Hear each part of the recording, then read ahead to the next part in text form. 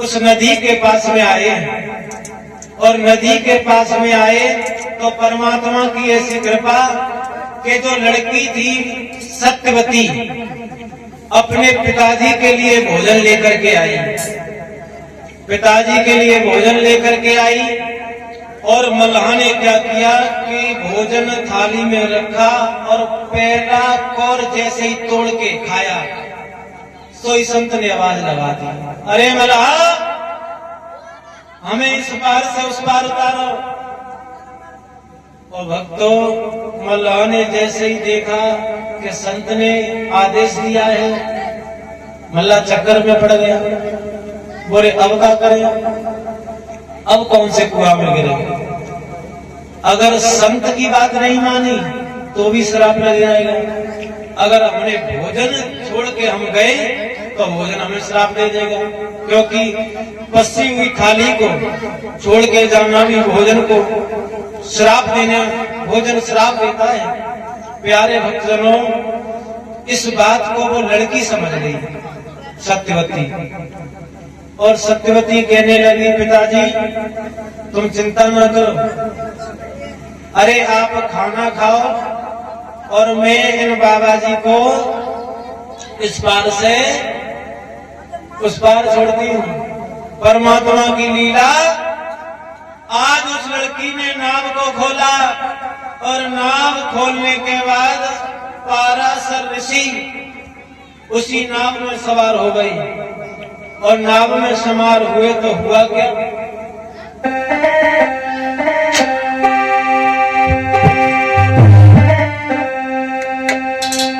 वो लड़की बोली है, बाबा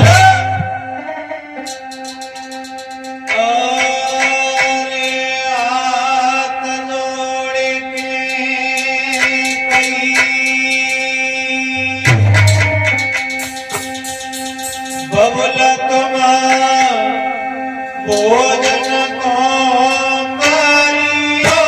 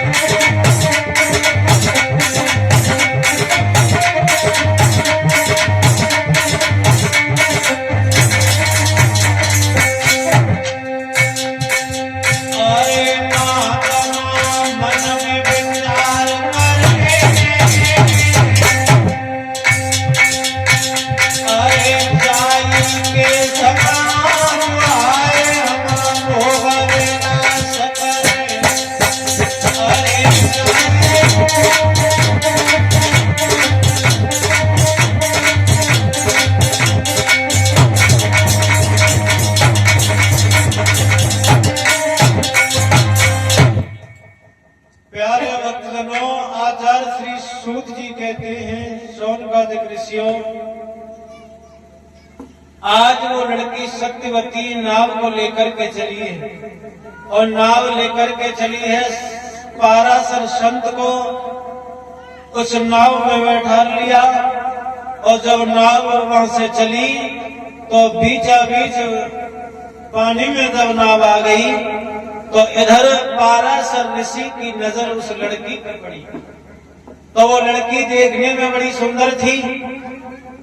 तो आज पाराशर ने उस लड़की का हाथ पकड़ा है। तो वो लड़की कहने लगी, बाबा जी, अरे ये क्या कर रहे हो आप? एक संत हो और आपको इस तरीके से बात करना आपको शोभा नहीं देता। तो इधर पाराशर ने क्या किया, अपने कमंडल से जल लिया और जल लेने के बाद अपने मुंह में जल किया और एक गुल्ला पानी में किया, खाई सी छा गई। एक गुल्ला आकाश की ओर किया तो कोहरा सा छा गया। और उसी नदी में नाव में पाराशर ने उस लड़की के साथ में उसके धर्म को नष्ट कर दिया। लड़की कहने लगी, आपने मेरे साथ में ऐसा सलूक किया है, अब मैं कहाँ जाऊंगी? तो पाराशर कहने लगे, हमने 12 साल तपस्या की है और हम अपनी तपस्या के दर्जे से आपको ये वचन देते हैं कि आपकी कुच्छा से जो बेटा पैदा होगा, कोई ऐसा वैसा बेटा पैदा नहीं होगा, बड़ा विद्वान होगा। जब तक ये धरती आसमान रहेगा लोग उसका नाम लेंगे। तो उन्हीं के व्यास भगवान पैदा हुए। बोलिए व्यास भगवान की जय। तो व्यास जी पैदा हुए। और पाराशर ने एक बात और कही थी कि जब ये लड़का पैदा होगा तो कोई जान नहीं पाएगा, हम अपनी तपस्या को भंग करके आपको ये वचन देते हैं। तो उसी समय पाराशर ने छोटी सी उम्र में पैदा होते ही वहां से जंगल की ओर चले गए और मैया सत्यवती से कहा, आप जब भी हमें याद करेंगी हम आ जाएंगे। बोलिए गोविंद भगवान की। तो आज इधर व्यास जी चले गए, पाराशर वहां से चले। पाराशर वहां से चले और अपनी पत्नी पीवरी के पास में आ गए। पीवरी के पास में आए और पीवरी से जाकर के कहा, दरवाजा खोलो, दरवाजा खोलो। बोले कौन? कि हम तुम्हारे पिया हैं। तो पीवरी ने कहा, अगर सच्चे पिया हो तो कोई बात ही नहीं है। अगर तुम्हारे अंदर जरा भी कालोच लगी है तो तुम अभी सरकटा रह जाओ। और परी से तुम्हारा जरा कालोच का ही पूरे को पूरा शरीर ही कालो है। तो वे उसी समय भौतुआ बन गए और सरकटा बन गए, जंगल में घूमने लगे। जंगल में घूमने लगे और जंगल में घूमने लगे तो एक बार इनकी गंगा से भेंट गई। गंगा से भेंट गई तो गंगा से बोले, गंगा बोले हाँ कि हम तुम्हारे संग ब्याह करना चाहते हैं। तो गंगा ने कही ठीक है, सकल ही तुम्हारी खूब अच्छी है, कर ले। तो भौतुआ के रूप में पाराशर कहने लगे कि तुम राजी से नहीं करोगी तो राजी से करोगी। तो गंगा मैया कहने लगी अच्छा तो कर ले। तो गंगा मैया की धारा में पाराशर सरकटा बने हुए यानी भौतुआ। तो बोले कि गंगा, बोले हाँ कि ये पानी की धारा बह रही है, जहाँ में 6-7 चक्कर काट देंगे और सोई ब्याह बहुत हरो है। मैंने कहा अच्छा निकल गए। तो परीक्षित महाराज सरकटा आया और उसने 6 चक्कर तो काट दिए। और गंगा मैया सोचने लगी अगर जाके संग ब्याह है तो जी तो मुंह मिट्टी में घुस जाए और हम कहा घूमेंगे हम फाले। तो गंगा मैया पीछे को एकदम उफान पे आई और उफान पे आई तो जैसे ही बहुत साल चक्कर काट में चलो और सुई कंडा भी नहीं पल रहा है कि गंगा मैया ले गई। तो ब्याह गोनो रोनो सब है। ले जाए के किनारे डाल दे, किनारे कर गए। अब कई वर्षे हो गई, पांजर बन गई पांजर। अब 7 संत निकले वहां से, और 7 संत निकले। 7 संतों ने अपना अपना तेज लगाया। तो एक संत बोला, क्यों, ये तो किसी मानव की पांजर है, ये तो किसी मानव की पांजर है। बोले क्या करोगे? तो संत आपस में बातें कर रहे हैं कि क्या करोगे?